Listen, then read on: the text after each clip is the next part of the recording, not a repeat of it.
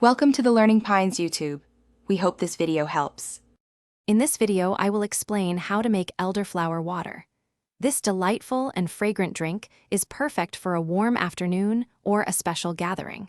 It's surprisingly easy to prepare at home, requiring just a few common items. We'll walk through each step, ensuring you create a delicious and refreshing beverage that everyone will love. Get ready to enjoy the delicate taste of elderflower. First, let's gather our ingredients.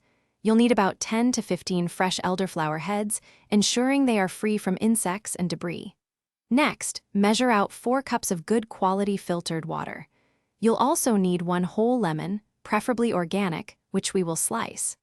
Finally, have 1/4 cup of granulated sugar on hand to balance the flavors.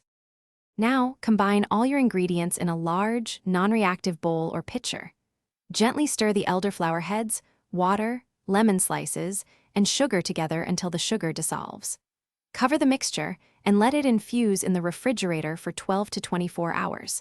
This allows the delicate elderflower flavor to fully develop. After infusion, strain the liquid through a fine mesh sieve or cheesecloth to remove all solids. Once strained, your elderflower water is ready to enjoy.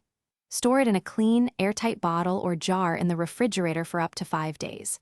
Serve it chilled, perhaps over ice with an extra slice of lemon or a sprig of mint for garnish.